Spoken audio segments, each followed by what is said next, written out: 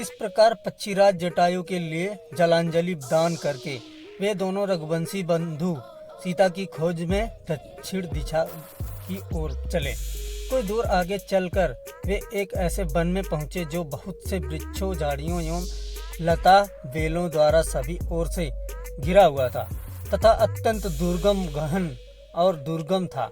उसे पार कर वे कंचारण नामक वन, जो कि जन स्थान से 3 कोस दूरी पर स्थित था, के भीतर पहुंचे। वह वन भी सघन अनेक मेघों के समूह के सदृश श्याम प्रतीत होता था, किंतु विविध रंग के सुंदर फूलों से सुशोभित होने का कारण हर्षोत्फुल्ल सा भी जान पड़ता था। उसके भीतर अनेक पशु पक्षी निवास करते थे। वहां पर उन्होंने सीता को खोजना आरंभ किया, किंतु बहुत खोजने पर भी जब कोई परिणाम नहीं निकला तो वे और आगे चले। इस वन को पाकर के मतंग मुनि के आश्रम ले के पास पहुंचे। वह वन भी भयानक और हिंसक पशुओं से परिपूर्ण था। घूमते घूमते वे ऐसी पर्वत कंदरा पर पहुंचे जो पाताल की भांति गहरी तथा सदा अंधकार से आवर्त रहती थी। उस विशाल कंदरा के मुख पर एक अत्यंत मलिन, लंबे पेट वाली, बड़े बड़े दांतों और बिखरे केस वाली मलिन मुखी विकराल राक्षसी बैठी हुई हड्डी चबा रही थी। राम लक्ष्मण को देखकर वह अट्टहास करती हुई दौड़ी और लक्ष्मण से लिपट कर बोली, आओ हम दोनों रमण करें। मेरा नाम अयोमुखी है। तुम मुझे पति रूप में मिले हो और मैं अब तुम्हारी भार्या हूँ।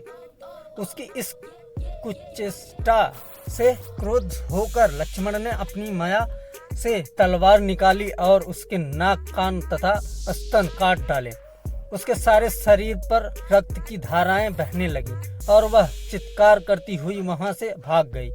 अयोमुखी के भाग जाने के पश्चात दोनों भाई थोड़ी दूर गए थे कि वन में भयंकर आंधी चलने लगी। उन्हें एक भयंकर स्वर सुनाई दिया, जिसकी गर्जना से संपूर्ण वन प्रांत गूंज उठा। सावधान होकर दोनों भाइयों ने तलवार निकालकर उस दिशा में पग बढ़ाए जिधर से वह भयंकर गर्जना आ रही थी। कुछ ही दूर जाने पर उन्होंने गज के आकार वाले, बिना गर्दन के कबंध धड़मात्र राक्षस को देखा।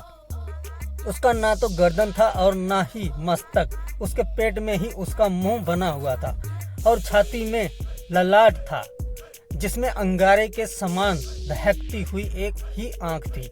वह दोनों मुट्ठियों में वन के जंतुओं को पकड़े इनका मार्ग रोके खड़ा था। राम लक्ष्मण को देखते ही उसने लपक कर दोनों को एक साथ ही बलपूर्वक तथा पीड़ा देते हुए पकड़ लिया और बोला, बड़े भाग्य से आज ऐसा सुंदर भोजन मिला है। तुम दोनों को खाकर मैं अपनी शुद्धा शांत करूंगा।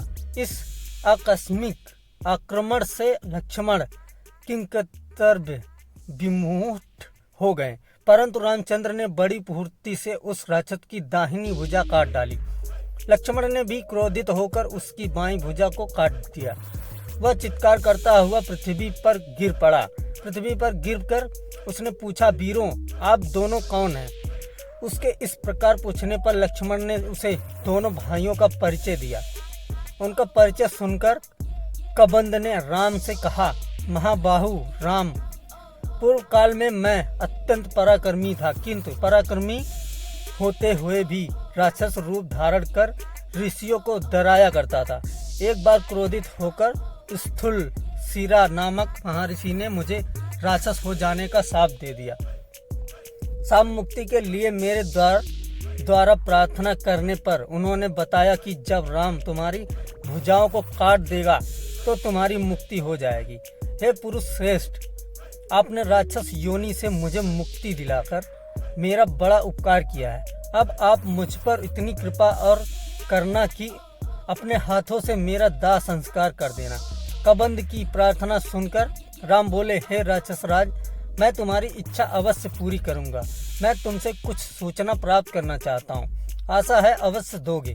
दंडक वन से मेरी अनुपस्थिति में लंकापति रावण मेरी पत्नी का अपहरण करके ले गया है। मैं उसके बल पराक्रम स्थान आदि के विषय में तुमसे पूरी जानकारी चाहता हूँ। यदि जानते हो तो बताओ। राम का प्रश्न सुनकर कबंध बोला, हे रघुनंदन, रावण बड़ा बलवान और शक्तिशाली नरेश है। उससे देव दानव सभी भयभीत रहते हैं। उस पर विजय प्राप्त करने के लिए आपको नीति का सहारा लेना होगा। आप यहाँ से पंपा सरोवर चले जाइए।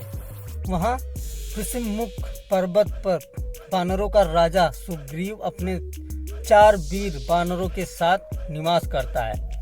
वह अत्यंत वीर पराक्रमी, तेजस्वी, बुद्धिमान, धीर और नीति निपुण है। उसके पास एक विशाल पराक्रमी सेना है, जिसकी सहायता से आप रावण पर विजय प्राप्त कर सकते हैं। उसके ज्येष्ठ भ्राता बाली ने उसके राज्य और उसकी पत्नी का अपहरण कर लिया है। यदि आप उसे मित्र बना सकें तो आपका कार्य सिद्ध हो जाएगा। वह राक्षसों के सब स्थानों को जानता और उनकी मायावी चालों को भी समझता है। उसे भी इस समय एक सच्चे पराक्रमी मित्र की आवश्यकता है। आपका मित्र बन जाने पर वह अपने वानरों को भेजकर सीता की खोज करा देगा। साथ ही सीता को वापस दिलाने में भी आपकी सहायता करेगा। इतना कहकर कबंध ने अपने प्राण त्याग दिए। रामचंद्र उसका अंतिम संस्कार करके लक्ष्मण सहित पंपासर की ओर चले।